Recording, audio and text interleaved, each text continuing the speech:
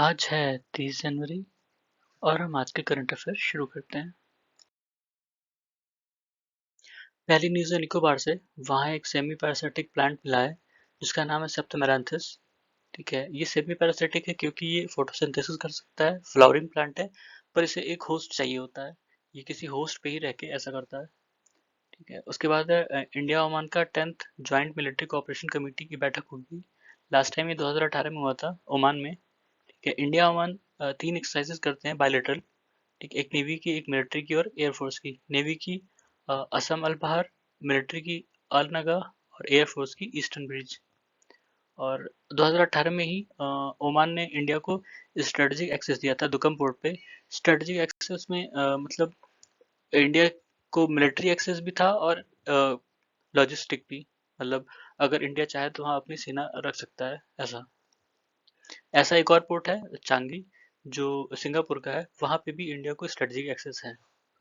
ठीक है, उसके बाद है बॉम्ब साइक्लोन।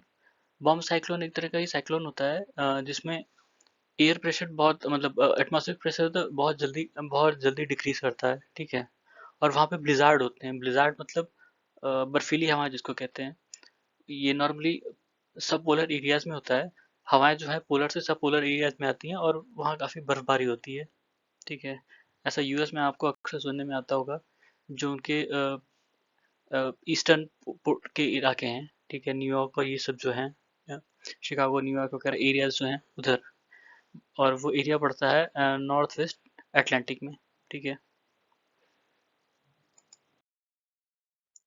उसके बाद है असाफोएटिडा हींग, जिसको हम हींग कहते हैं हिंदी में। ये एक तरह का थिक गम और या रेजिन होता है जो फेरुला फैमिली के प्लांट होते हैं उनके टैपरूट से मिलता है। हींग काफ़ी स्ट्रॉन्ग स्मेल वाली होती है और नॉर्मल हम लोग खाने में यूज़ करते हैं। इसके काफ़ी मेडिसिनल वैल्यू है। तो इसकी जो क्लाइमेटिक कंडीशन है इसको उगाने की, वो उसमें मतलब काफ़ी ठंड चाहिए होती है और जो लैंड चाहिए होता है वो थोड़ा डेजर्टेड टाइप का हो। मतलब इंडिया में एक स्टडी में पाया गया कि हिमाचल प्रदेश में जो लाहौल स्पीति जगह हैं वो काफ़ी सिमिलर है ऐसी, जो ईरान और अफगानिस्तान में सिचुएशन है, क्लाइमेटिक कंडीशन है। ठीक है, तो और फिर उन्होंने क्या किया कि अफगानिस्तान से सीड्स मंगाए और उसको वहाँ पे लगाए और उनको सक्सेस मिला।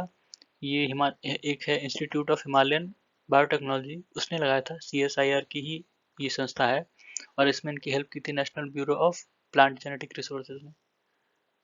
उसके बाद है ultra long period magnetar.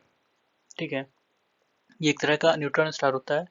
Neutron star क्या होता है?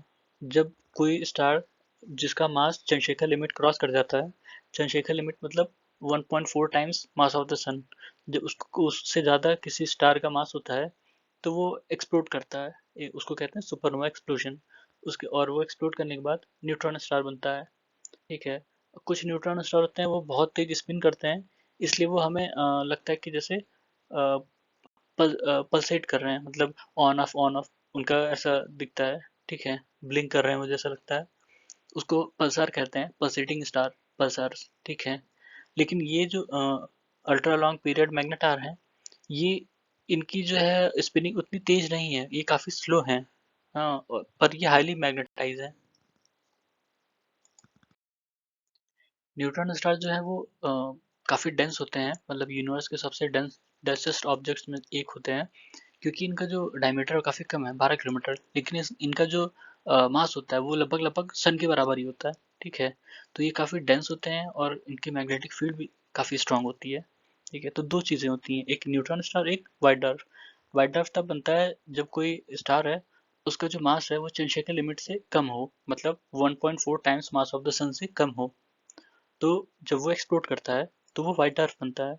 और जब चंद्रशेखर लिमिट कोई स्टार क्रॉस कर जाता है, मतलब उसकी जो मास है वो ज़्यादा हो चंद्रशेखर लिमिट से, तो वो न्यूट्रॉन स्टार बनता है। ब्लैक होल भी आपका एक न्यूट्रॉन स्टार ही है। ठीक है, लेकिन उसका जो मास होता है वो 3.2 टाइम्स ऑफ द सन। ठीक है, मतलब वो मिनिमम लिमिट चाहिए, मैक्सिमम तो 4-5 टाइम्स भी हो सकता है। ब्लैक होल बनने के लिए। उसके बाद है सहारा डेजर्ट।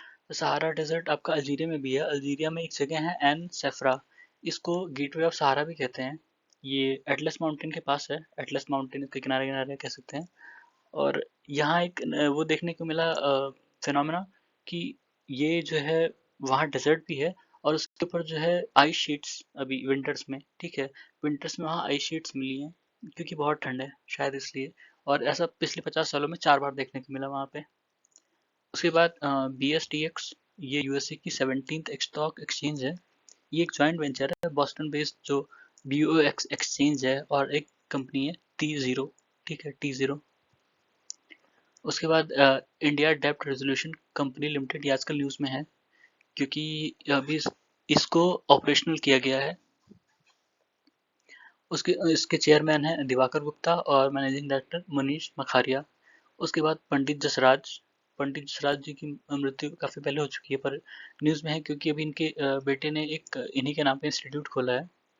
तो ये क्लासिकल म्यूजिक के गायक थे मेवाती घराने से। मेवाती घराना जोधपुर घराना और जयपुर मेवाती घराने के नाम से भी जाना जाता है। उसके बाद है इस बार का एशियान समिट कंबोडिया होस्ट करेगा। तो ये थे आज के करंट अफेयर्स। धन्यवाद।